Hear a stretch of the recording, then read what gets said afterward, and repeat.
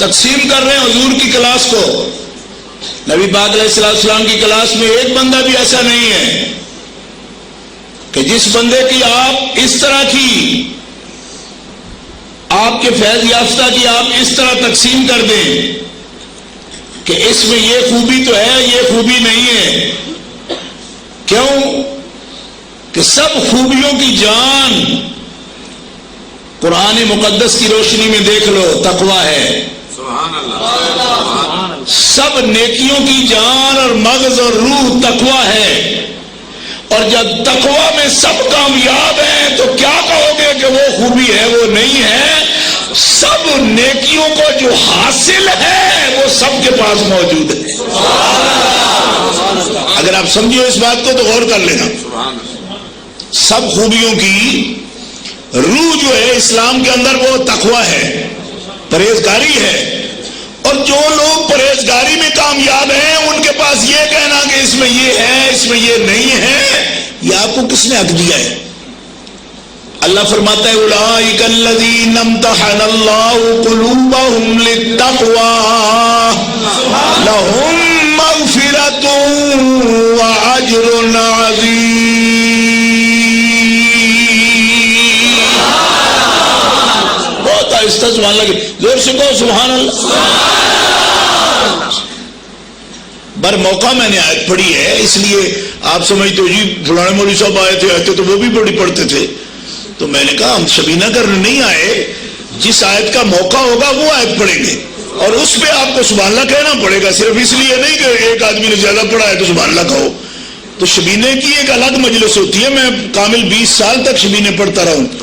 ہاں اہل سنہ والجماعت سے 20 روپے اور ایک کھیس پر بھی 10 سوارے پڑھتا رہا ہوں. جی مجھے آج تک ان سے بھی محبت ہے کیونکہ اس زمانے میں 20 کی ہی ضرورت تھی, زیادہ کی نہیں. بس اپنے دوستوں کو چائے پلانے کے لیے سبق پڑھتے تھے تو 20 بھی کافی ہو جاتے تھے. اہل سنت نے ہمیشہ ہماری ضروریات خیال کیا, ضرورت سے زیادہ نہ ہم نے مانگا نہ انہوں نے کبھی دیا, ضرورت کا بھی نہیں مانگا. لیکن مجھے آج تک وہ منظر یاد ہے, چھوٹے چھوٹے گاؤں میں 10 پارے منزل میں پڑھتا رہا, 3 ساتھی پڑھتے تھے. تو اس انداز سے بھی ہم نے شبینے بھی پڑھے اور الحمدللہ اس بات پر مجھے فخر ہے کہ ہم ایسے ہی مولوی ہیں. شبینے بھی پڑھتے ہیں, سلام بھی پڑھتے ہیں, نعتیں بھی پڑھتے ہیں, ختم بھی پڑھتے ہیں, جنازے بھی پڑھتے ہیں. میں قبروں پر بھی بیٹھ کر پڑھتا رہا ہوں. اس ٹائپ کا میں مولوی ہوں. اس لیے تھوڑا فرق رہتا ہے ڈاکٹروں پروفیسروں سے, اس قسم کے لوگوں سے. کیوں؟ وہ ہمارے سسٹم کے بندے ہی نہیں ہیں. ہم تو اہل سنت کا جو بنیادی سسٹم ہے ہم اس کے بندے ہیں, وہ اس سسٹم کے بندے نہیں ہیں.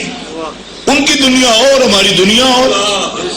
ہم قبروں والے, کانے مروانے کھانے والے اور اس پہ فخر کرنے والے اس دور میں بھی. اس پہ فخر ہے. ہاں حفظ قرآن کے دوران ڈلیانی سے روٹیاں مانگ کے بھی دوپہر کو لانے والے. ہاں بلیسرا والے اور ڈلیانی سے دوپہر کو پراتڑی سر پہ رکھ کے سن 70 میں روٹیاں بھی لائی ہیں اور اس میں بھی فخر ہے الحمدللہ.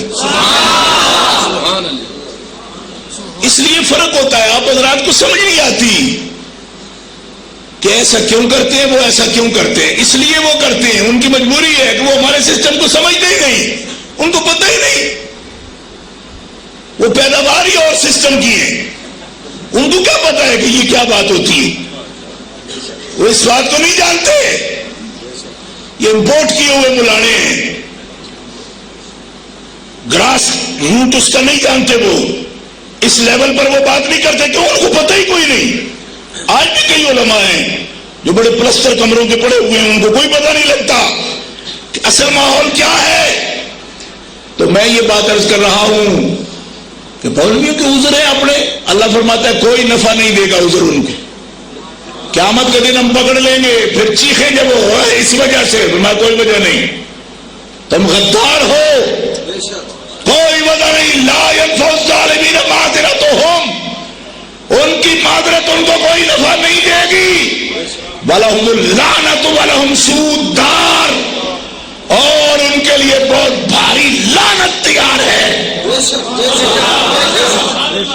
ڈر گئے. یہ جو بھی میں نے دھمکی دی ہے نا پراتڑی والی, اس سے ڈر گئے. ڈرو نہیں, زور سے کہو سبحان اللہ. وَلَهُمُ اللَّعْنَةُ، ان کے لیے لعنت ہے. زور سے کہو، ان کے لیے. ہمارے بعض علماء کہتے ہیں لعنت نہیں کرنی چاہیے. میں نے آیت کی بات کر رہا ہوں. وَلَهُمُ اللَّعْنَةُ، جہاں لعنت ہے وَلَهُمُ الرَّحْمَةُ پڑھ دوں گا. ایسا ہو سکتا ہے؟ جب لعنت ہی ہے تو لعنت ہی ہے نا، اور جب لعنت ہے تو لعنت ہے. نہیں سمجھا یار. وَلَهُمْ سُوءُ الدَّارِ، بہت برا ٹھکانہ ہے ان کے لیے. گرامی قدر حضرات، اللہ تعالیٰ کی عادت کریمہ یہ ہے کہ وہ مدد صرف اپنے رسولوں کی کرتا ہے یا ان پر ایمان لانے والوں کی کرتا ہے. یہ بھی بڑا ایک باریک فرق ہے کہ جب پیسے ان کو زیادہ دے مسلمانوں سے، پھر کہتا ہے میری عادت ہے میں رسولوں کی مدد کرتا ہوں، مومنوں کی مدد کرتا ہوں. ہم تو سمجھتے ہیں مدد سب سے بڑی تب ہوتی ہے جو پیسے زیادہ ہوں کسی کے پاس. جی تو پیسے ان کو دیتا ہے، مدد ان کی کرتا ہے. یہ کیا کام ہوا؟ معلوم ہوا کہ اس کی مدد پیسے کا نام نہیں، پیسے دھرے کے دھرے رہ جاتے ہیں.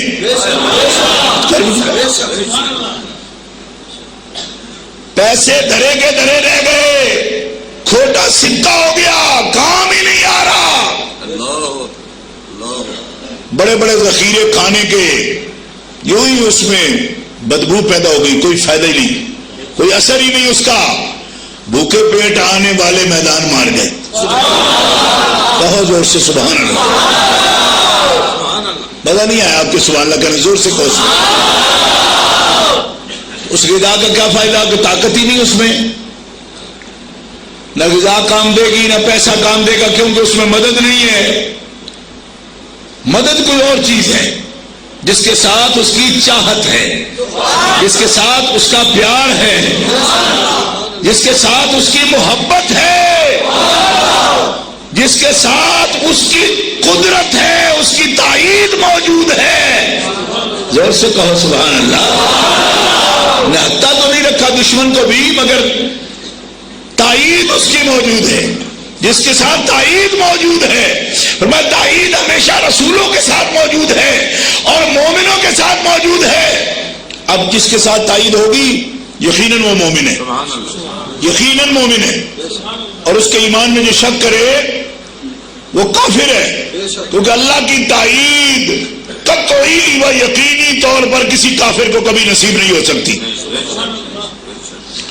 اب بولو قرآن پاک میں دیکھو کہ کس کو تائید اللہ نے کی ہے، کس کو نصرت فرمائی ہے. جی قرآن پاک کے اندر دیکھو لَنَنْصُرُ رُسُلَنَا وَالَّذِينَ آمَنُوا کہا نا. اب بتاؤ کس کی مدد کی؟ وَلَقَدْ نَصَرَكُمُ اللَّهُ بِبَدْرٍ وَأَنْتُمْ أَذِلَّةٌ. کوئی نہیں، پتہ نہیں کیا سننے بیٹھے ہو. وَلَقَدْ نَصَرَكُمُ اللَّهُ بِبَدْرٍ وَأَنْتُمْ أَذِلَّةٌ. تھوڑی محنت تمہیں کرنی پڑے گی. ابھی میرا چینل آپ کا ملا نہیں، آپ ایسے حیرانگی سے بیٹھے ہوئے ہیں کیا ہے. کوئی بات نہیں ہے، کچھ نئے لوگ بھی آئے ہوئے میں دیکھ رہا ہوں. اس مسجد میں تو میں کوئی سال ڈیڑھ سال جمعہ بھی پڑھاتا رہا ہوں، اس لیے بہت پرانا بندہ مجھے نظر ہی نہیں کوئی آ رہا. میرے جمعہ پڑھانے کے وقت اکثر یہ سامنے جو بیٹھے تھے پیدا بھی نہیں ہوئے تھے. 18-20 سال سے پہلے پڑھاتا رہا ہوں نا. اب تو یہ جب دیکھتا ہوں تو میں بھی اپنے آپ کو بوڑھا سمجھنے لگا ہوں، کیونکہ وقت زیادہ گزر گیا. 30 سال پہلے خطیب تھا میں یہاں. جی 1980 میں 81 میں جمعہ پڑھاتا رہا ہوں. تو 81 میں جمعہ پڑھاتا رہا ہوں، یہاں تو کافی وقت ہو گیا. اب 81 کے بعد والی تاریخوں والے زیادہ تر بیٹھے یہ بچے ہوں گے تو کیا ہے 30 سال کے تو ابھی نہیں ہے، تو 22 سال کے بھی ہوں گے، مشکل 18-20 سال کے ہوں گے. اس مسجد کی دیواریں یقیناً گواہ ہیں کہ میں یہاں خطیب رہا ہوں، مسجد خانسامہ میں. اور بات سننے کے لیے بندے کی جو بات کر رہا ہے نا اس کے ارادے تک بندے کو پہنچنا چاہیے کس انداز سے بات کر رہا ہے. اللہ تبارک و تعالیٰ نے جس کی مدد کر دی اور یہ قطعی طور پر معلوم ہو گیا نص کے ذریعے معلوم ہو گیا کہ اس کی اللہ نے مدد کی ہے. ٹھیک ہے، ورنہ ہم تو سمجھ لیتے ہیں ٹھیک ہے جس کو ایک بندوق مل گئی ہے اس کی بھی مدد ہو گئی. جس کو گھوڑے مل گئے اس کی بھی مدد ہو گئی، جس کو پیسے مل گئے اس کی بھی مدد ہو گئی. لیکن گھوڑے تھے بدر میں کافروں کے پاس، بندوقیں تھیں ان کے پاس، تلواریں ان کے پاس، نیزے بھاڑے اس وقت کی بندوقیں ان کے پاس، لشکر عددی اکثریت ان کے پاس، لیکن کیا نہیں تھا ان کے پاس؟ مدد نہیں تھی ان کے پاس. معلوم ہو پیسہ بھی مدد نہیں، عددی اکثریت بھی مدد نہیں. کہو نا سبحان اللہ. کھانے پینے کا سامان بھی رب کی مدد نہیں. کیوں؟ مارتا تو نہتے تو وہ کافروں کو بھی نہیں، مگر مدد کرنے کی عادت اس کی یہ ہے کہ وہ صرف رسول اور اس کے مومنوں کی مدد کرتا.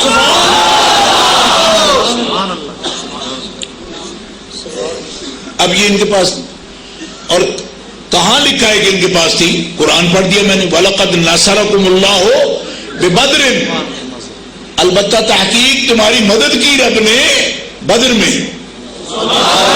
اللہ نے تمہاری مدد کی بدر میں. تم کمزور تھے، اللہ نے تمہاری مدد کی، مدد تمہاری کی. انتم اذلہ، تم کمزور تھے. وابیہ کہتے ہیں کہ دیکھو رب نے بھی تو ان کو اذلہ کہا، ہم نے ذلیل کہہ لیا تو کیا نقصان کیا. رب نے ان کو اذلہ کہا، کمزور. اذلہ کا معنی کمزور ہوتا ہے. جب تم نے کہا تو تم نے ساتھ چوڑے کا اضافہ کیا کہ چوڑے سے بھی زیادہ ذلیل ہے.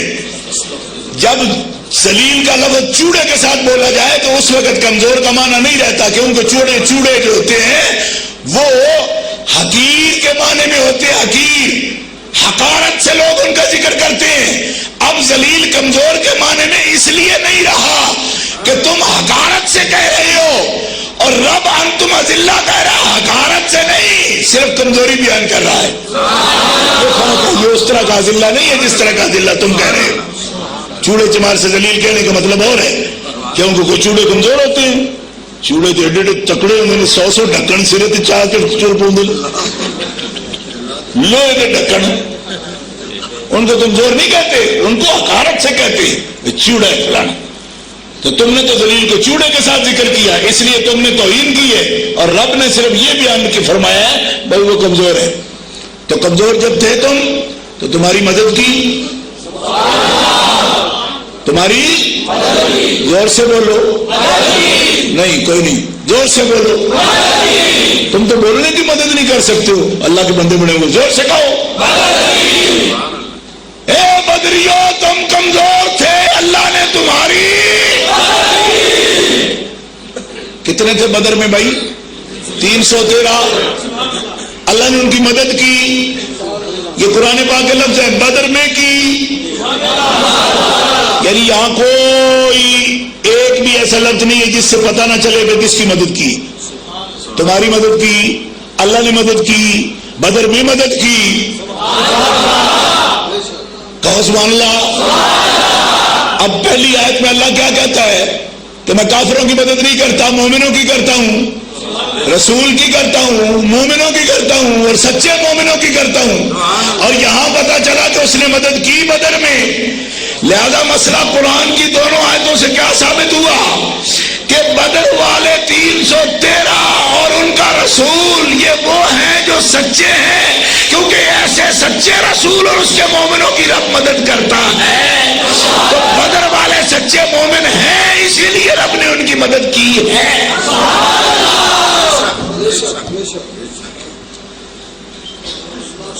اب بتاؤ جو ان کے ایمان میں شک کرے وہ کیا ہے؟ بولو بولو نا. دیکھو نا اتنی واضح دلیل کے بعد بھی وہ کہ نہیں ٹھیک نہیں، یہ ٹھیک نہیں ہے. اندر سے کچھ اور تھے، باہر سے اور ہیں، باہر سے اور ہیں، اندر سے اور ہیں. میں نے کہا آپ کے پاس کوئی خاص آلہ ہے جس سے آپ چیک کرتے ہیں؟ وہ سامنے لائیے. اندر باہر آپ چیک کرتے ہیں، بتائیے. حضرت ابو بکر صدیق رضی اللہ تعالیٰ عنہ ہیں،